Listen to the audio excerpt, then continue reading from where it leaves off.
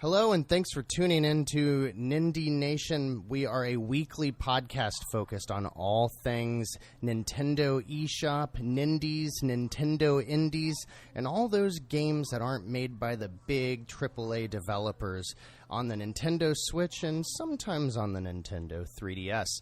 My name is Jeff, and I'm joined with Josh. Hello, Jeff. How's it going? It's going great. So we are going to focus exclusively on some games that are coming out for the Switch, what's new on the eShop, and we're going to be a part of the Nintendo Village Network. So we'll give you a little bit more insight where you can find us at the end of this week's episode. But our goal here is to make a more concise weekly podcast so that you know what's new and fun and even some things that you may have missed in the past. We'll give you a rundown of what we're playing, what's new on sale for the week, and if there's a great sale, we'll make sure that you don't miss out on it. And make sure that, anytime you open up your Switch or your 3DS, you've got a great indie game to play because there is just a slew out there for the Nintendo consoles. And obviously, today is June 7th when we're recording, so we are just a few days away from E3. It's crazy to think that it's E3 hype train. Woo! Unbelievable. We think, before we hit record today, we were talking about all the different games that we want to touch on, but we don't want to go too deep into because we want to give them all their own time later on in the future. But, at this point, it's going to start looking like a podcast backlog of the things that we want to talk about because we're going to get so much great stuff next week. Yeah, there's no shortage of great games coming out. Plus, like you said, the Switch has been out since last year, March, and we're already over a year, and we're going to hit on the new stuff, but we also want to make sure we're hitting on games that we've loved since the beginning that we've been playing on the Nintendo Nindie shop. So, yeah. Yeah, and we're not here to read you the press releases. We'll touch on some of the news of the week and things like that, but I don't really think if you're looking for the politics of the developers or some of the drama that's going on and all the business ongoings in the industry, we might touch on that stuff from time to time, but we're really here to talk about the games and enjoy the games for what they are. And before we get into, what's going on right now in the eShop, we're going to take a quick minute to introduce a little bit about who we are and, a little bit of our gaming background. Josh, you want to start off for a minute? Sure. As many of you know, I have a beautiful wife, Erica, and I have 3 sons now. Well, one that's 2 months old. Yes, and 2 others that are 10. Well, the one turns 10 in just a couple days, Eli, and then Titus, he's 6 years old. So, Jeff and I are family men, dads, if you will, and. Yes, so there is no shortage of gaming that we do on the weekends, and anytime I can try to pry Eli from Fortnite, yes, we'll be on that Switch, and it's great though. I'm a physical therapist during the day. I work at a nursing facility, and then, like I said, I come home, spend time with my family, game a little bit with Eli, Titus, and then Jace, our youngest one, he's not old enough to do anything yet, but I'm sure he will be gaming into the night once he's old enough. So and Nintendo keeps talking about how they're going to support the 3DS and the Switch until households start having multiple Switches. So should they just keep checking in with you because you'll be one of the first? Yeah, I'm definitely going to have to buy another Switch at some point. I have a feeling because I value my Switch very much, and it'd be great to let the kids have one. And then I also thought about getting a 3DS. I know there's this awesome Zelda one that's coming out, but I'm not sure if I want to get that for my kids because it's very nice looking. And so maybe get one of those 2DSs, the one the big block that looks like a iPad, maybe I'll get one of those. But maybe that's a good place for me to mention some of my personal life, because there is one of those brick 2DSs in my home. So you have the infamous Yeah, and 2DS. it's great. So I also am a family man. I have a wife, Gretchen, and I have a 5-year-old daughter named Charlotte, and I have a 9-month-old son named Parker.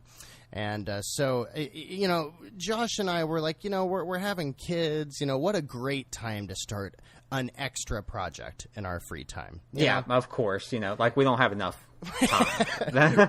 Right. And so, Charlotte is she got a 2DS, just the brick one, for her birthday in February, and she and I had played just about all of the big Nintendo first-party games on the Wii U. Yoshi and the Mario games, and et cetera, et cetera. And she wanted to start trying to play some games herself. So I got her that one because of the smaller form factor. It's a little more indestructible. And I'll tell you what, every time I look at that thing, I'm like, man, if that thing had the new 3DS features and it had like the amiibo support and stuff like that, I mean, the screens look great. We've been playing Mario Kart 7 a lot together, and I mean, it's a great little system. I really do recommend it for kids. To your point, Josh, I don't know if I would be giving my kid like the $180 or whatever it is Zelda special edition Zelda. Yeah, with like that yes. cool shield sitting on the front and stuff like that. Yeah.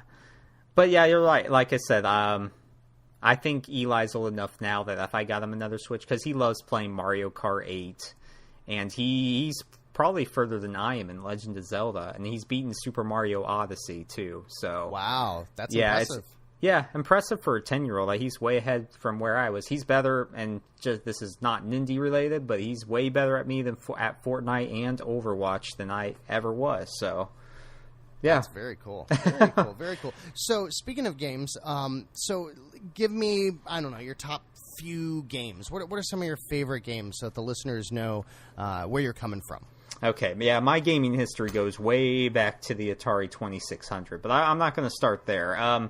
More recently, the games that have meant the most to me, generally, when I first played the Dark Souls series, and it started with Demon Souls, actually. I just bought Dark Souls Remastered recently, and yeah, I love those games. I feel like the lore, the setting, everything about them, if I need an in-depth experience, which I don't have much time for, but if I do have the time, I love going back into the Souls games. I'll revisit one every year just to play through.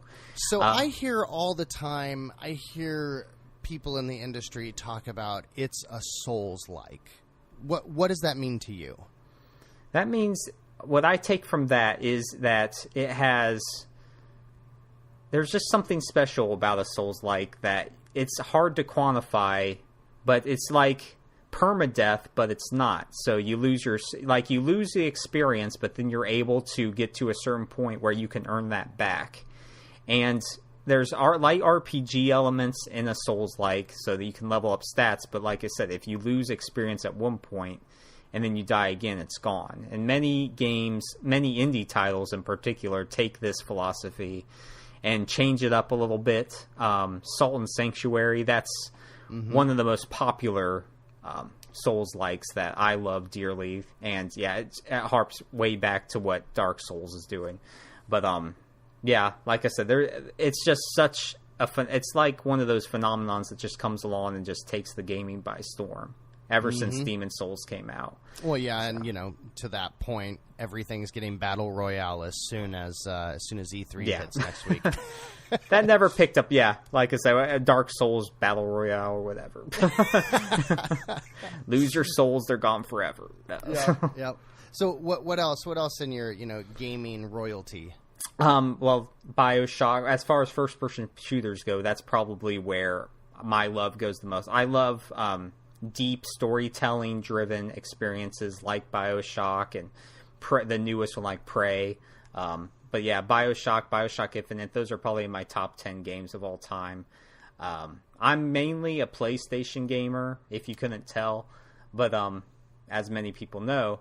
But lately, I've been gaming a lot more on my Switch just because of the ease of use, and as we started this podcast, the Nindies. It's just these bite-sized experiences that lend themselves so well to where we are in life that, it just takes my gaming to a whole new level. So that's where I'm at currently.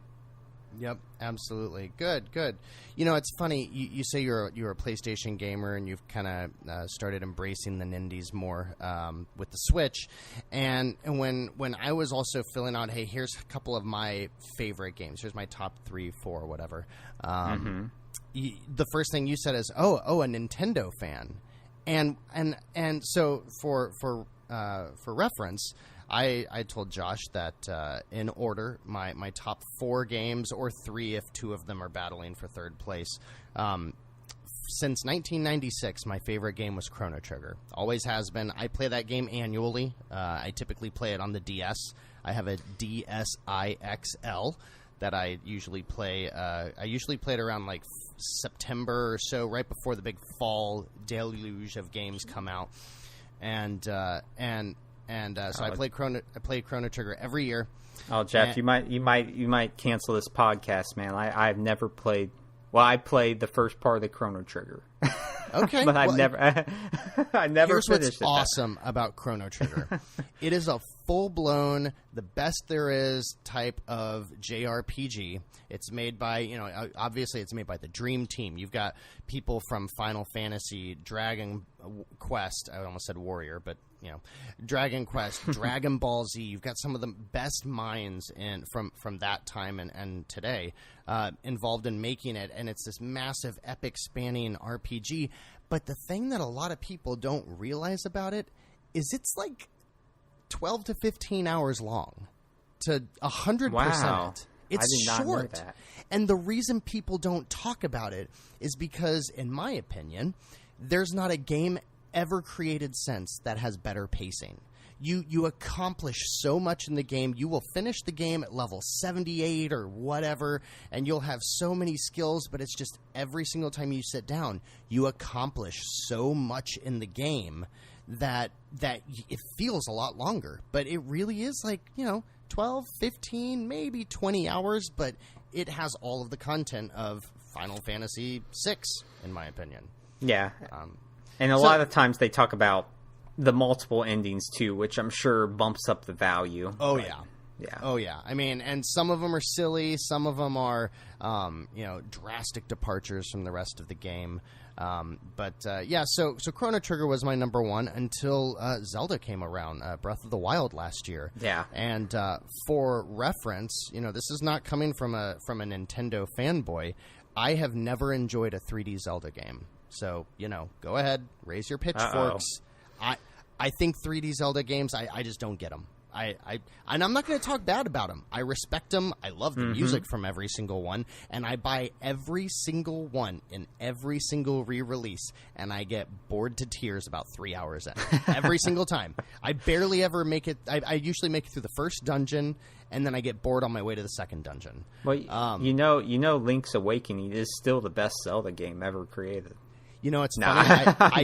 I just bought that on the eShop this week. I had one of those just for you rewards. So I wish that would come out for the Switch. Oh man, wouldn't that be fantastic? So Zelda became my number one now. But in addition to that, I love the GameCube era of games. I love Eternal Darkness and Metroid Prime and Resident Evil 4 and all those things. And so, Josh, what are, if I were to take your Switch from you and load up your profile, what games would I see that you spent the most time in?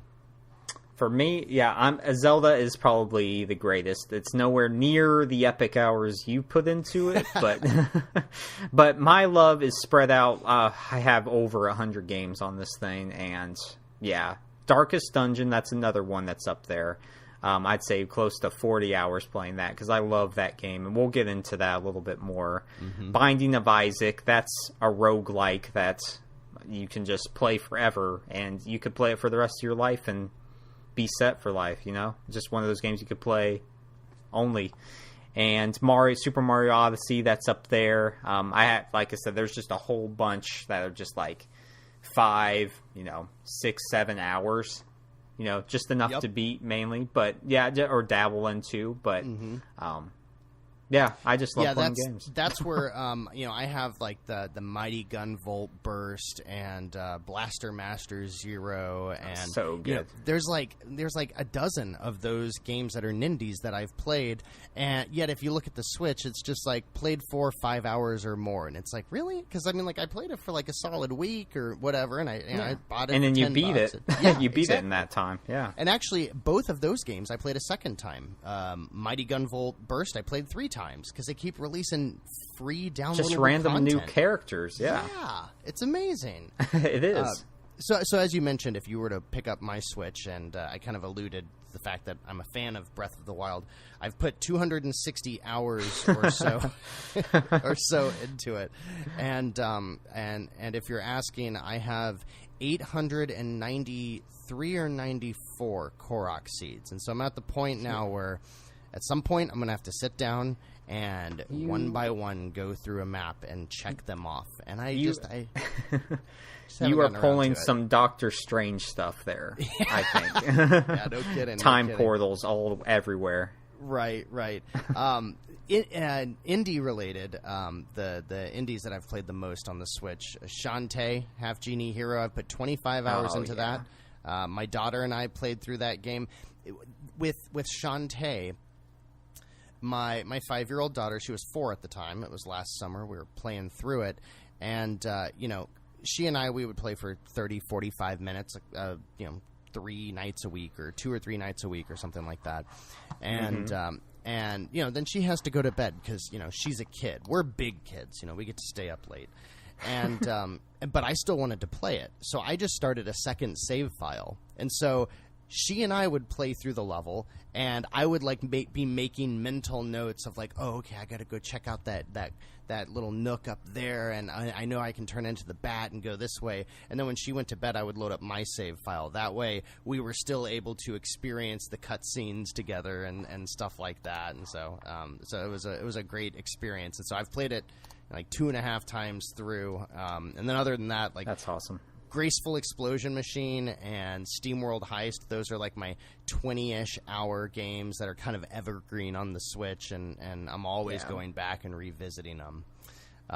But in addition to like some of the games we're playing the most, so somebody comes up and says, Josh, I need you to tell me what I want to try out the indies, the Nindies, and where do I start? Where do you think where are a couple of your favorite games? Maybe not the ones you've played the most, but they might be the same.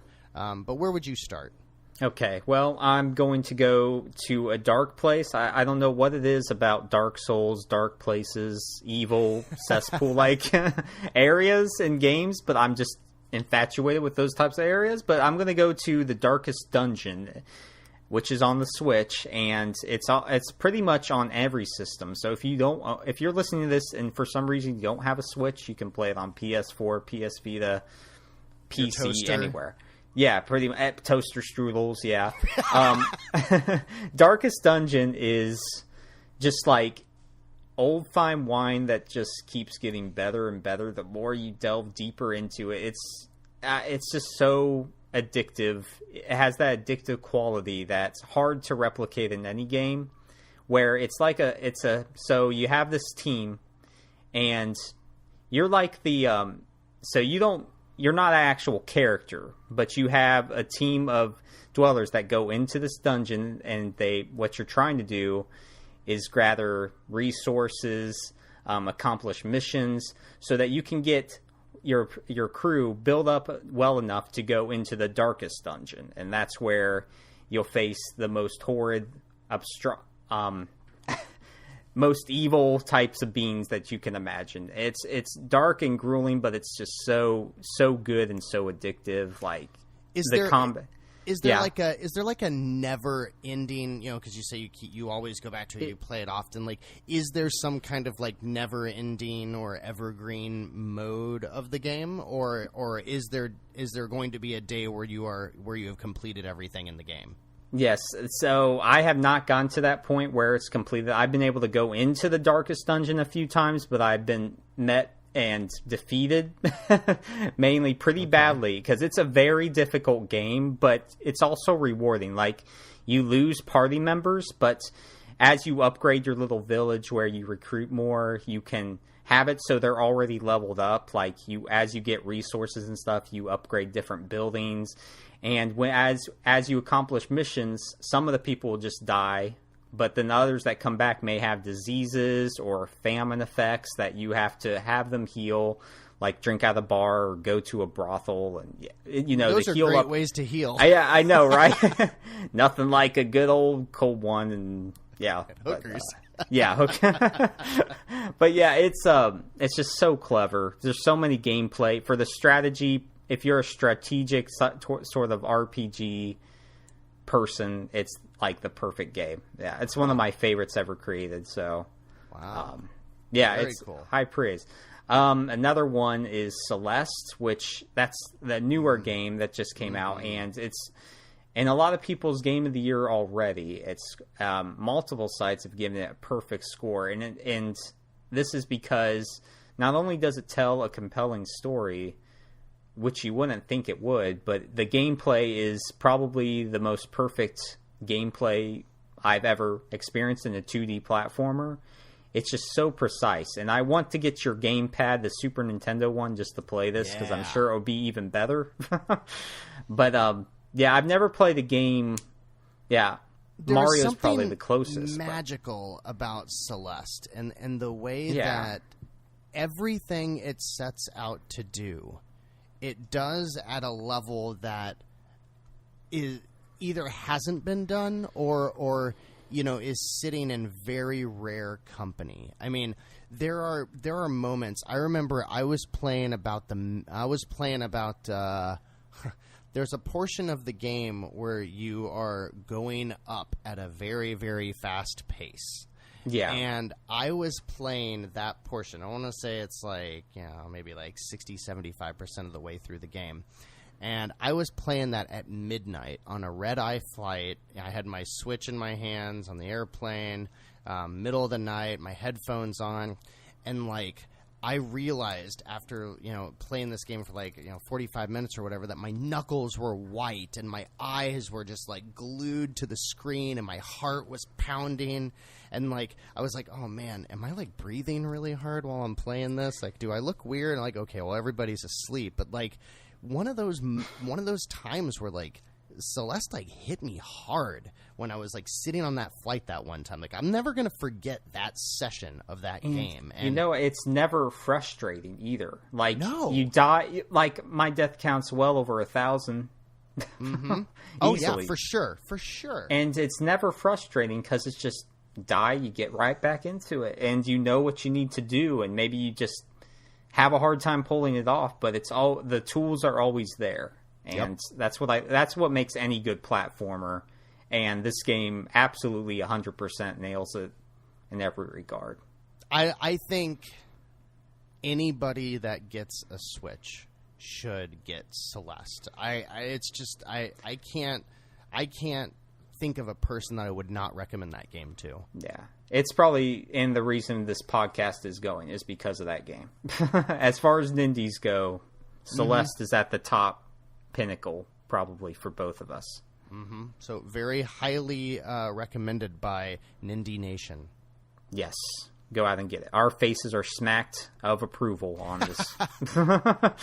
And finally, my box quote on the back of the box: I looked weird at playing it on an airplane. Nice. Oh jeez. Okay, and finally, The Binding of Isaac Rebirth, and it's the definitive edition that's on the Switch. This game has been out for years. It first came to PC, since came to PS4 as just The Binding of Isaac, and they just keep adding new versions of this and keep adding more items, and there's well over thousands of items that you can get, all varying. It's all procedurally generated areas that you go into, but it's like the ultimate dungeon quest. And some people can't get into the gameplay because you either shoot left, right, up, or down. You can't really diagonal shoot, or even though there are power-ups that give you that.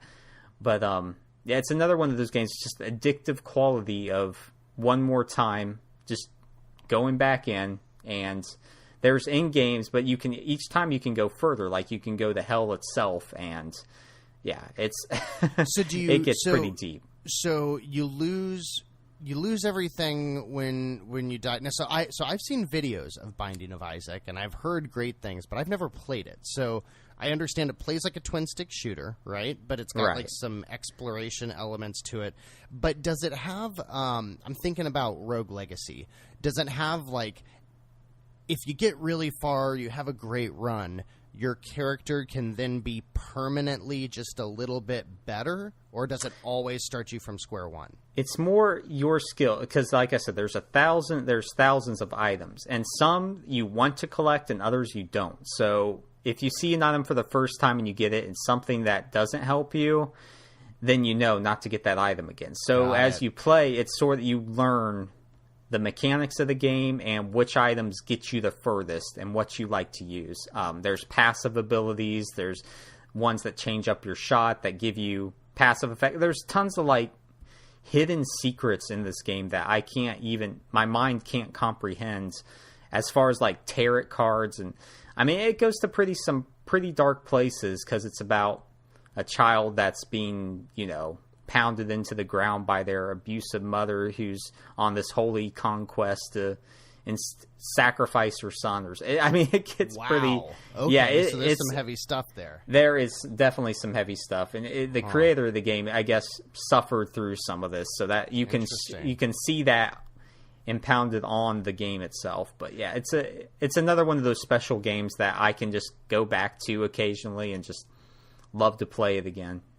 So I'm gonna bounce off of Darkest Dungeon, Celeste, a game about depression. I say depression; it's really about overcoming adversity. And Binding of Isaac.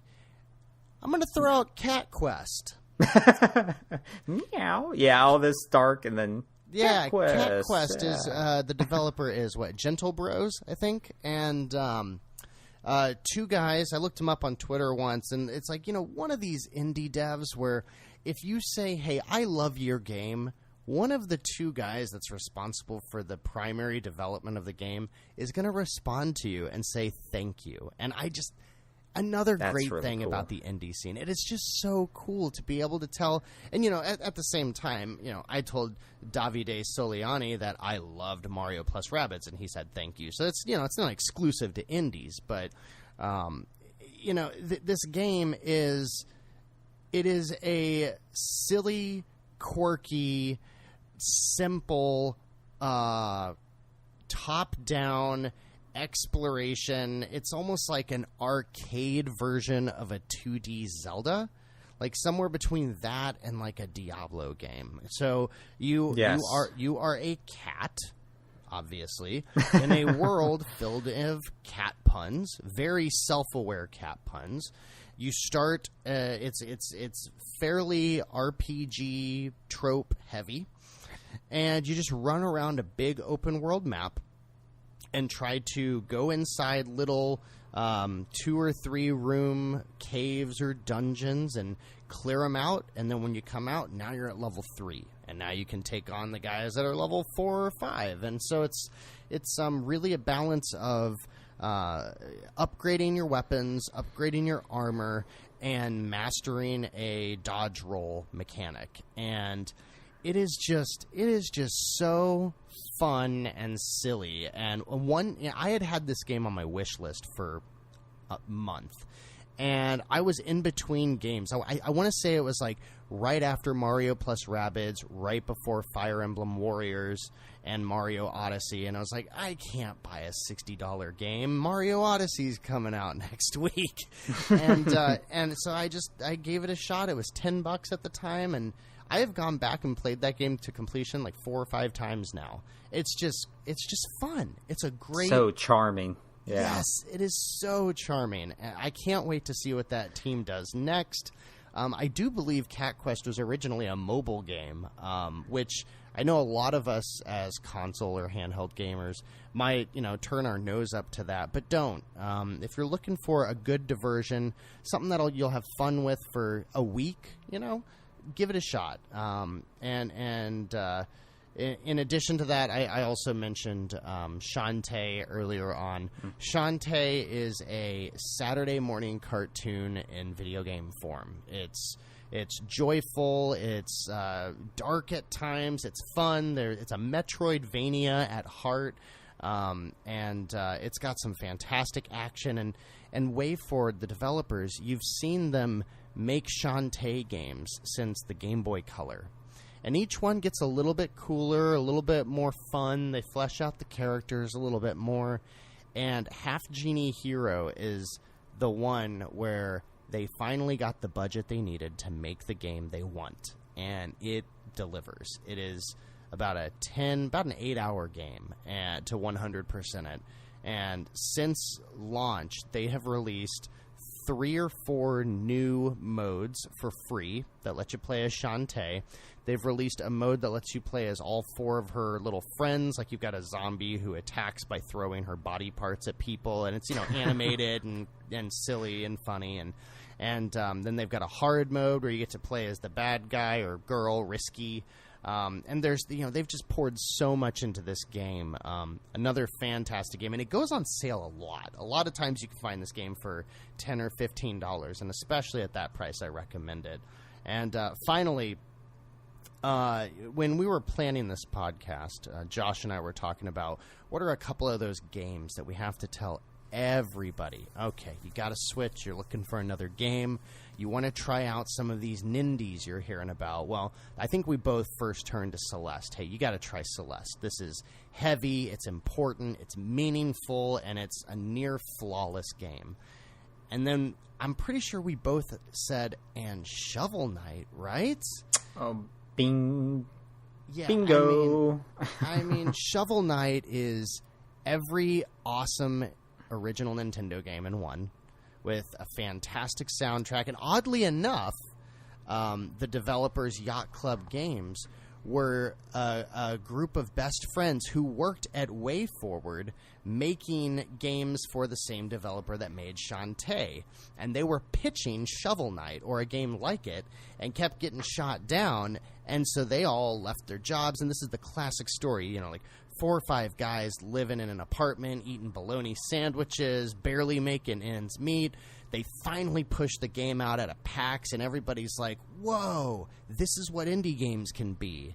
And, 2D side-scroller, it's level-based, kind of like a Mega Man game. I don't. What else is there to say about Shovel Knight, Josh? Yeah, like you said, it has some Mario influences even on the overworld, like DuckTales. Oh, yeah. That's the whole mechanic behind it, of bouncing on your shovel. There's just so much love put into the retro aesthetic that it can't be overstated. You can tell that from the Yacht Club Games put their time and heart into this full-heartedly. Like, it's one of those great successful stories of a Kickstarter that went well that you want to hear about, and they keep putting new content in. Like, with the newest one comes out pretty soon, I'm pretty sure. Yeah, I don't know if we have a release date. King of Cards, is that what it's called? King Knight, maybe? The King Knight is the bad guy that you play as. So, yeah. For those who don't know, think of Mega Man. You've got the 8 robot masters in any Mega Man game. Very similar layout in Shovel Knight. But as part of their Kickstarter, they at different tiers, they said they would, essentially remake the game or use similar assets to let you play through the game as various of the bad guys. One of them being Plague Knight, one of them being Spectre Knight, and with each one, you get a entirely new game. I mean, this is not like a reskin. You get a brand new game. It just looks like Shovel Knight because there's really nothing else out there right now that looks like it. And the game is getting its last expansion, and the bad guy is King Knight, and I forget what the name of it is. I'll have to look it up. But that's going to be in the E3 presentation. It has to be, because I feel it's been in the last 2 or 3 E3 presentations. I mean, Shovel Knight was there on day 1 with the Switch, and it is a must own. Like you said, it's just so great having that they keep updating it with, like you said, Plague Knight. They all play so differently. So much work has went into it. about 2 weeks ago, and I didn't even know this, I loaded it up and there was an update, and there is now, and maybe this has been in there for months, I don't know, but there's now a mode called Custom Night. Have you ever seen this? No, I haven't heard of this. It's a full-blown, like, you create a new save file for it, and you can use an amiibo if you want, and if you use an amiibo, a little, like, customized, you know, sometimes it gives you more hit points, sometimes it beats bad guys or finds treasure for you, follows you through the whole game when you scan the Shovel Knight amiibo. And the Custom Night lets you take, basically, it strips out the progression of the game so that you're not, like, looking for ways to upgrade health or looking for ways to upgrade magic and, you know, finding treasures. Instead, when you beat a level, you get another heart. When you beat another, and it's a very linear progression. But then all of your abilities, they let you pick and choose from all of the enemies and all of the different modes of Shovel Knight. So it's almost like a best of Shovel Knight. So you can play through the game as Shovel Knight using Plague Knight's little bomb things that he throws and stuff. It's really, really cool, and it makes the game a little easier. But I had no idea it was in there. And that's amazing. Yeah, and like 3 weeks ago, there you go. I spent a week playing all the way through Shovel Knight for like the fifth I need time. to play Shovel Knight again. Yep. Yeah. So, appreciate everybody hanging in there and listening to a little bit of the background about us because, we want to have a little bit shorter podcast, but for the first episode, we have to establish some of this so that when we're at episode 400 and we're all thinking about how far this has come and all that, we can go back and listen. And when we have 7 or 8 children, you know. Oh, no. No, that's not happening. I can't afford that many Switches. No. but so going forward, what we'll do is for the rest of today, we'll jump through a weekly update, the weekly Nin drop, and give you an idea of the new releases and all that stuff. And then right before we let you guys go, we're gonna touch on a couple of the games that we're playing right now, and then maybe a couple of wishes for E3. So, Josh, what's going on in the eShop this week? Okay, out this week of 6/7 or 6/8 is when I saw these releases coming up. I'll just read down the list here, and a lot of these, like every week, there are tons of new releases. There's anywhere from 10 to 20, 30. I mean, you're getting plenty of games if you delve into the Nindie eShop, so check it out if you can. The first game, A Magical High School Girl. That sounds very compelling, doesn't it? $14.99, so there is that. We have ACA Neo Geo Riding Hero. I don't know why I capitalized everything there, but yeah, that's another thing I should mention is that many of these new releases come from Neo Geo ports. What is the Johnny Turbo series? They just released Burger Time, Super Burger Time, or something like that. These old ports. Bad Dudes is another one that has the famous line of the guy saying, "We're bad" when you beat the final boss. So it's a great way of getting these classic titles that no one's ever heard of on it too. So that's one you can check out. And if you're like Josh and I, like when we grew up, the Neo Geo was like, you know, everybody had like a cousins, friends, blah blah blah that had a Neo Geo because those things were $500. Yeah, in like that's what I was about to say. And the games are like $150 each, and you know, some of them hold up better than others now. But this is a really cool way to dive back and for $5 or $6 a pop, play some games that were well regarded back in our childhood, but you know, were inaccessible. Right, the beauty of the eShop. Moving along, this is a big one here. Banner Saga 2 for $19.99. I won't get into this series much. I'm sure we'll hit back on it when Banner Saga 3 comes out. But I have the first two for the PS4, and if you want tactical action to really sink your teeth into, these games are perfect. The next game, D-Generation, the original. There's that. Grid Retro Enhanced. I think it's Iro or Eero Hero for $12.99. It's gotta be Eero. Eero Hero. There we go. Nice. Catobots Warriors. Catobots Warriors. Samurai Defenders Ninja Warfare. That's $7.20. The Number Puzzle, $4.99. One Strike, $4.99. This one I've been dabbling in a little bit. It's like a fighting game, but there's 6 characters you choose from, and you die in one hit. So it has that samurai aesthetic to it, and it's a neat little retro title. Operation Hardcore. Now, I like that by name. What is that? I have no clue what that is. Okay. I'll take a look real quick. And so that everybody knows, we're going to run through these. We're going to point out ones that are noteworthy. So if you're playing any of these and you're listening to this show and you're saying, you guys are crazy, you really have to play Magical High School Girl, let us know, and we'll talk about it. We'll try it out. Let us know. Yes, please. We're looking for games constantly here. The last one, and this is a pretty major release, actually. Sushi Striker, The Way of Sushido, $49.99. So that's a pretty expensive price, but I hear it's a pretty deep puzzler in the vein of Puyo Puyo Tetris. Huh. So, match 3 mechanics, I think, to it, which I love puzzle games like that. So, it's one I have my eye on, definitely. And then there's obviously massive sales every week on the Switch, and they've now made them easier to find and more discoverable. There was a recent eShop update that improved some of the discoverability.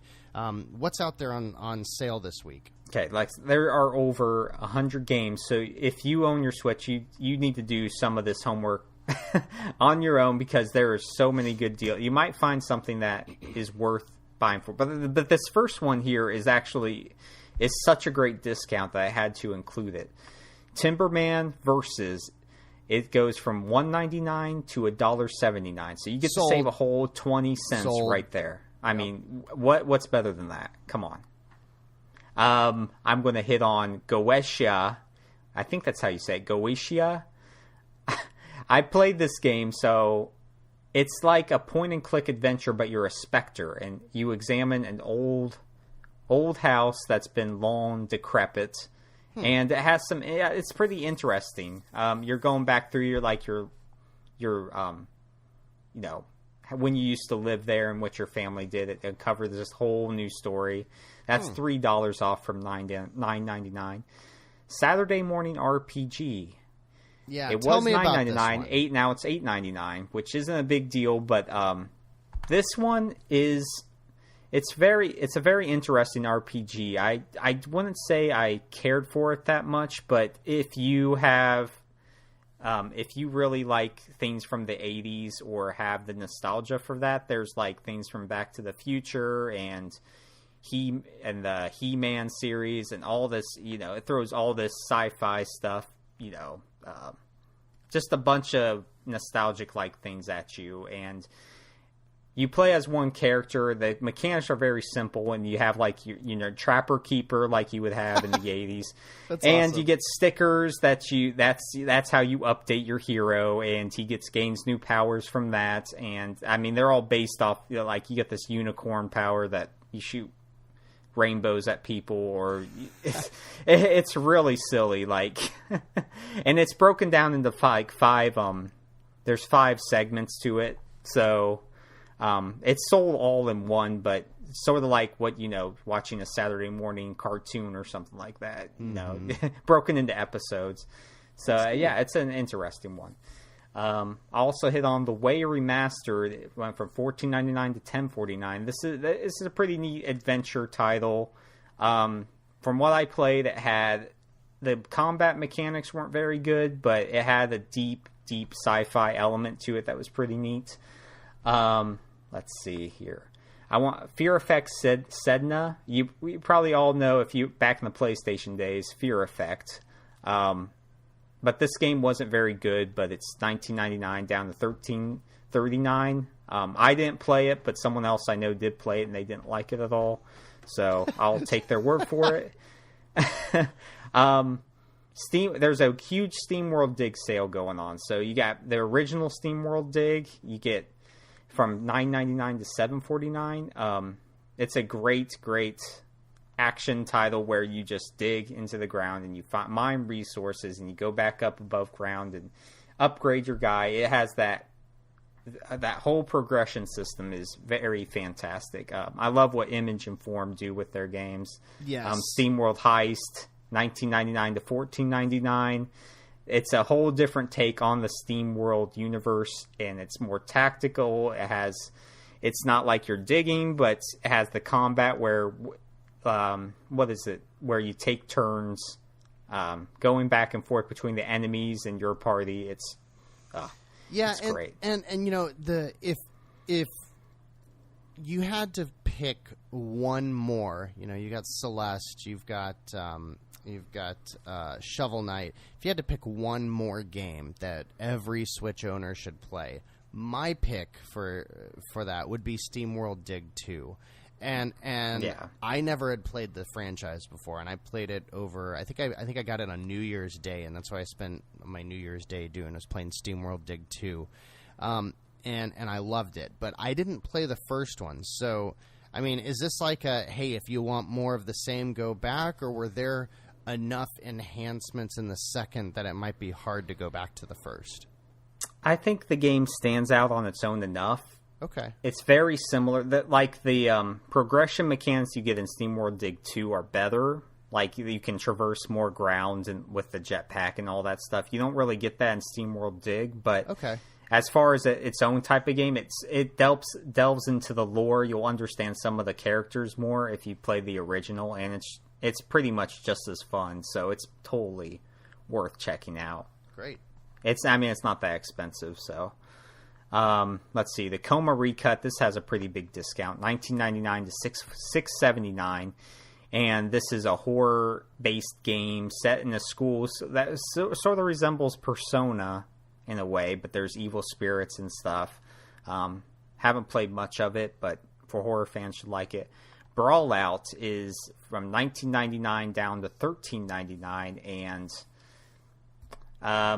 I've got nothing for you. This is pretty much the Super Smash Brothers equivalent to microtransaction craziness. Like, oh man, yeah. What do they want microtransactions for? Is it for characters or characters, maps, unlocking aesthetic things for your characters? I mean, items, pretty much everything. Even some modes are behind paywalls. No. It's pretty disgusting, actually. I've been playing Smash for the 3DS recently, trying to get my chops back, and for this fall's Smash, and I'm blown away by how many modes and how much stuff is in that game. So you're saying Brawlout, I'm sure it's not as good as Smash, but it would be like if I had to get my credit card out every time I wanted to try one of those numerous characters or maps or modes. Yeah. A lot of it has to be unlocked. Like you play through the story, so you can play through those maps. But if you're playing just your local co-op online mode, you have to have everything unlocked, or else you can't use it in that mode. And yeah, it plays like Super Smash Brothers, but it's not as fun because the characters are not as memorable. Like, you get one of the guys from a game I wish, Hyperlight Drifter, which is coming out for the Nintendo eShop soon, which everyone should get. The main character is in this game, so that's sort of cool. And Guacamelee guy's in it also. That's right. This is the game that has all of those indie characters. Right. Now I know what you're talking about. Okay. Yep. So, it doesn't do them justice. You should just play the games that they're based on, but fair. Yeah, it's there. Bleed is a neat one, $11.99 to $4.07. This one, it's weird because it's like a 2D shoot 'em up where you control a character, but you jump and then you slow down time with the triggers. Like, everything's controlled from the triggers, and it's just, like I said, total madness, chaos, shooting things, robots. It's pretty fun, though. So that's actually one that I would recommend. And it's got a sequel already on the eShop as well, right? Right, yes. And they're both about the same, but yeah, they're neat little games. Slain Back from Hell is $19.99 to $6.79. That's also a good discount. And it looks similar to like a Castlevania-like game, but it really isn't. It's so much more difficult. I got to a point in the game that was just too much. Like I could not. You didn't get back from hell? No, I could not do it. It was just so frustrating, and that's the problem with the game, is that many segments are overly frustrating. I mean, the art aesthetic is really awesome. Like, they did an awesome job with the art, and the gameplay sound, too. It's just unforgiving to a level that's not good. So, yeah. Disappointing. The Sexy Brutale, $19.99 down to $9.99, $10 off, and it is... Yeah, it's a murder mystery isometric type of game where you can rewind time to events that transpired before and try to find out who the murderer is, and then a way to kill them off before they commit that murder. If that makes sense. Yeah, it's very interesting. It's not mastered pretty well for the Switch. Like, it runs better on a lot of problems have been talked about with it running on the Switch. Like, there is major slowdown and loading times are egregious, which is a shame, but it's there. Now maybe hold that one in your wish list. Wait to hear news of a patch. Yeah, there might have been a patch already. So okay. From when I played it, Leather Quest Remastered, $11.99, $407. This is as it states, it's just like an RPG level where you build words, and that's how you attack monsters and the like with, and it's pretty great. This one, I want to say this one's like a year or so old. It got some buzz when it came out. I remember. You think it's worth it for $4?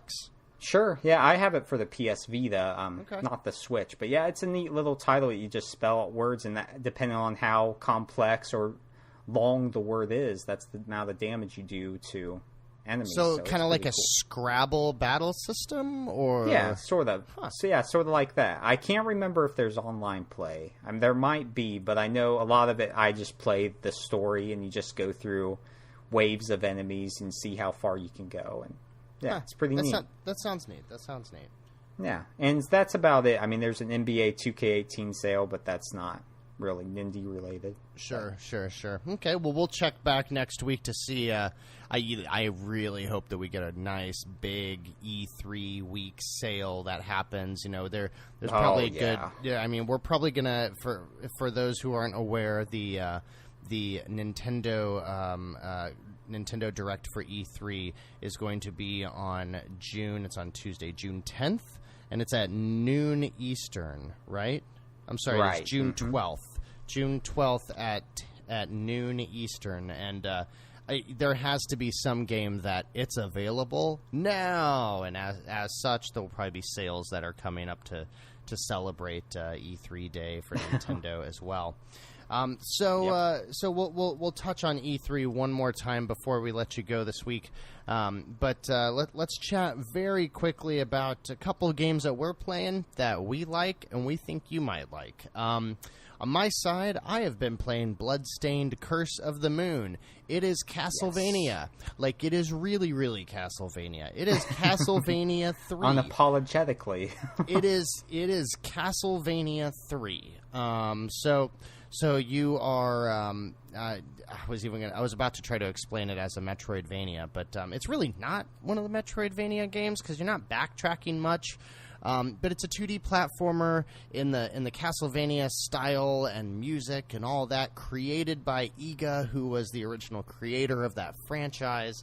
And it's it can be beaten in an hour or two, but there's reasons to go back and play it again. Some new stuff that unlocks.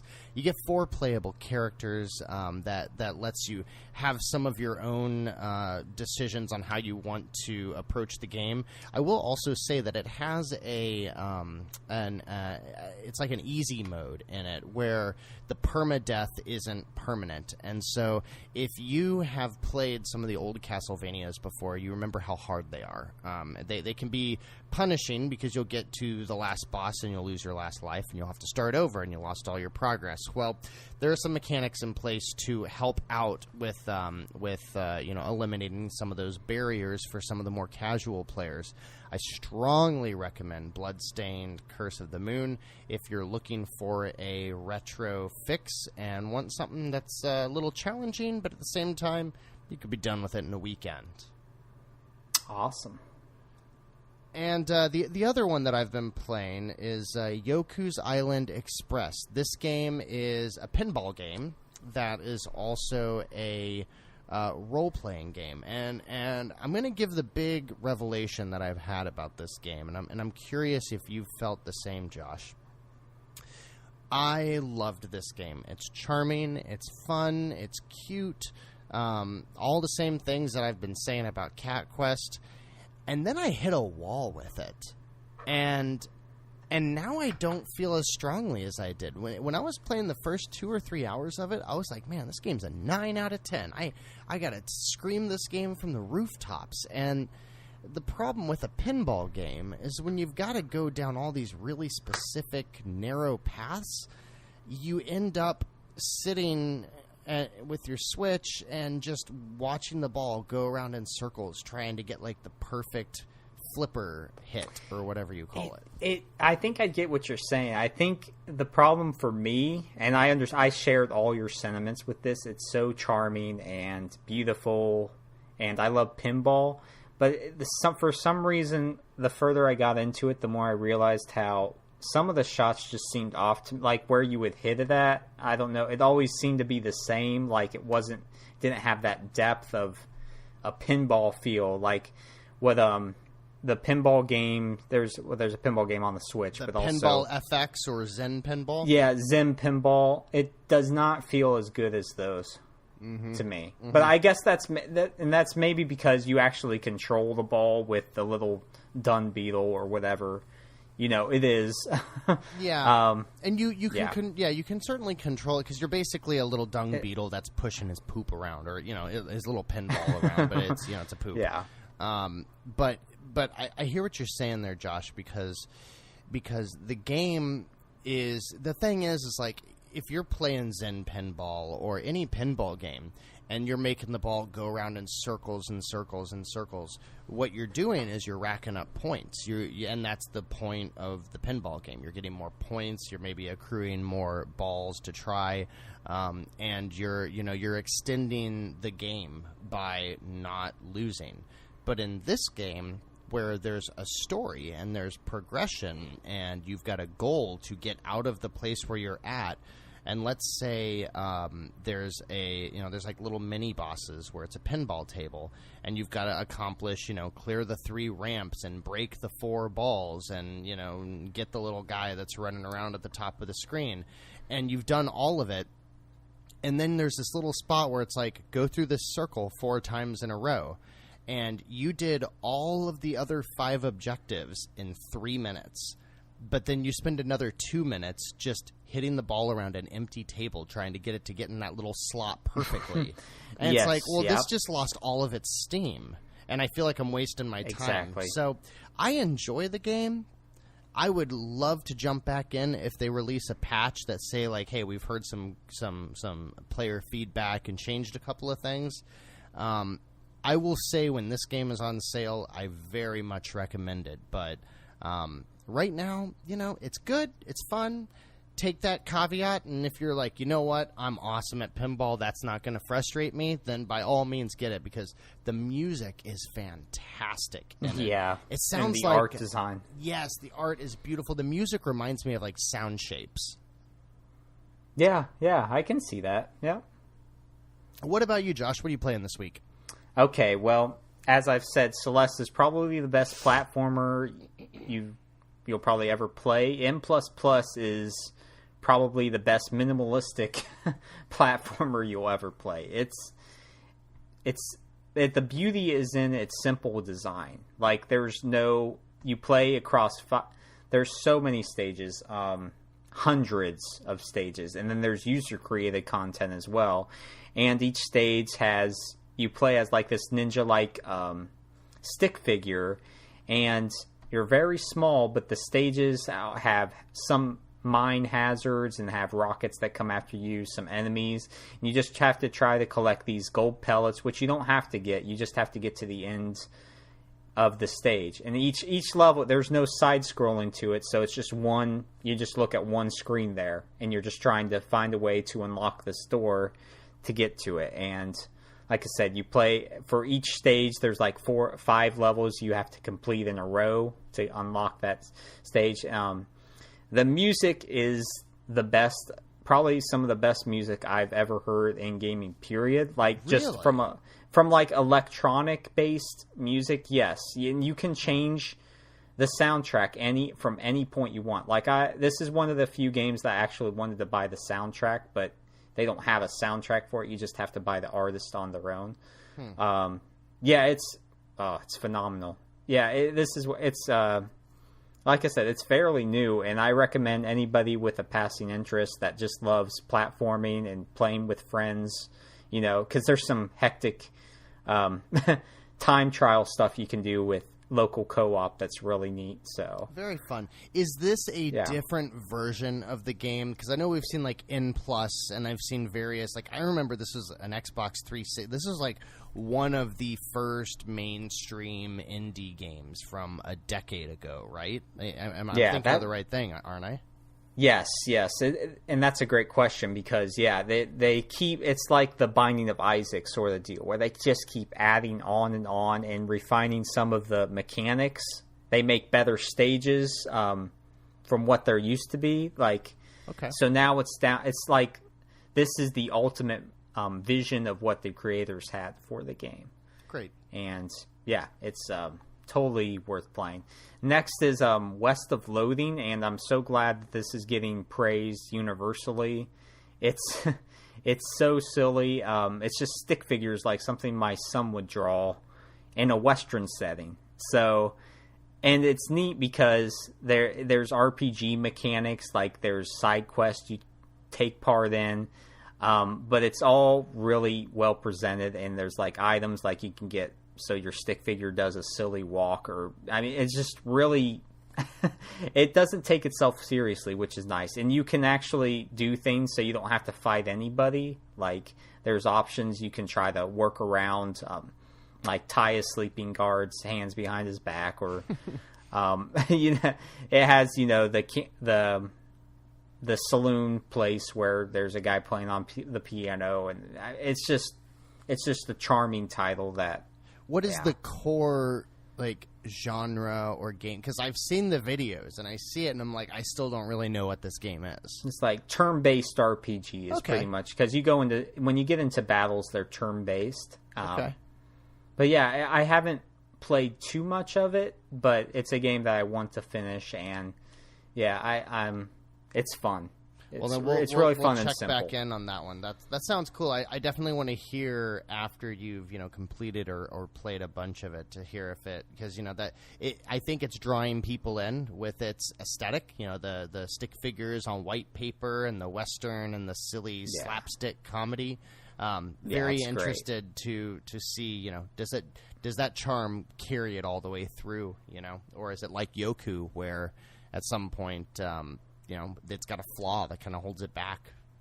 Yeah, definitely. I will get back to that because I'm really enjoying my time right now. So great. So, thank you so much for listening this week. We really appreciate you guys. We will. I want to say that we're going to have a little more succinct episode next week, but next week's the biggest week of the year. So but before we let you go, let's throw out a couple of things that we would love to see in the world of indies announced next week or during the Nintendo Direct. Let's just kind of round robin these. Josh, what's something that would just make you light up with joy and jump on the eShop immediately? I've played these games enough as is, but Hotline Miami 1 and 2 Switch Ultimate Editions is what I have down. Something, I don't even care if they just bring both games over. I'd still buy them again because, what can I say? They're just great, hardcore style type of games that anyone should play as long as you can stomach violence and really weird, trippy elements. So yeah, absolutely. I want to see... I want to see whatever Image and Form is working on again. We've talked about the SteamWorld games, Dig, Dig 2, and Heist a couple of times during the last hour, and it's been a while. It hasn't really been a while. SteamWorld Dig 2 just came out about 6 months ago. We want more, though. Yeah, we want more. So, maybe some DLC or I would even take an expansion to like SteamWorld Heist. I just want more from that world. I love it. Yes. I want to see Hollow Knight too. Like, I know it's coming out soon, but I keep forgetting it's coming out, and yeah, I hope we get a release date for E3, because that's one of those Souls-like games that I really want to play on the Switch. And it's only been on PC, hasn't it? Yeah, it's not even out for PS4. Yeah, and or anything else, Xbox One. Yeah, and it's getting incredible reviews. So definitely one to keep an eye out for. That would be great. Speaking of games that we want to see brought over to the Switch that are already out, I would love to see Rogue Legacy come to the Switch. Yes. It's just a fun pick up and play. It came out 5 years ago or so, and just about a month ago I got back into it on my PS4, and I played the mess out of it for a whole weekend. And the best part is I've made a little bit more progress in it now, and so now when I go back, I'm a little bit better than I was before. Ticked off a couple trophies. Yeah, give it to me. I want to see Rogue Legacy on the Switch. Yeah, that was one I put a lot of time on the Vita with. Vita was like the ultimate indie machine before the Switch. Like, absolutely, everything. The Switch is everything I want, but Vita did it well too. It did. Yep, and Celeste 2, is that too soon? It's probably say? It's probably too soon, but what about a Celeste mode where we could play as Madeline or something like that? Maybe sure. Maybe like a slightly different take on it. That would be neat. Yeah, sure. I know we're getting Guacamelee 2 on the PlayStation systems, I think. Yes. So yeah, it hasn't been announced for the Switch yet, okay. But it'd be very. Maybe they could bring before this, do what they're doing with Banner Saga series, is bring Guacamelee 1 to the Switch first, and then because I play it again. That's one of the best Metroidvania games I've ever played. It is, and I would love to see it on that big Switch, that big bright Switch screen, because that game is just so vivid and colorful. That would be a good one. Beautiful. To see. Yeah. Mm-hmm. Anything else? That's all I got, man. Yeah. I'm so pumped for E3. I can't wait. Well, let's make sure everybody knows where they can find us, as we are a new outlet. You will be able to find our content on the Nintendo Village. You can find them at nintendovillage.com, as well as various social media channels and YouTube. So that's where you'll be able to find.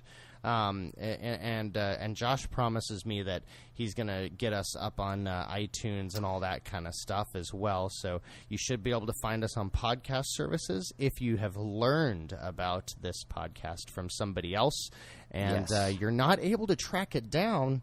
You can find either of us on Twitter, and you can find me at Nindie Jeff, Nindie Jeff, and you can find Josh at Minus the Brand, MINUSTHEBRANT, and I look to have official Nindie Nation Twitter account and Facebook page up, so we can post all our episodes, and we can have more feedback from the community there, and sort of get this thing, rolling. Absolutely. Well, Josh, thank you, and thanks for anybody listening today. We very much appreciate it. Give us any of your feedback. We welcome it, and we look forward to next week, when next week we're going to be riding the wave of E3. Thanks, everybody, for listening. Thank you. Awesome first episode. We will see you again.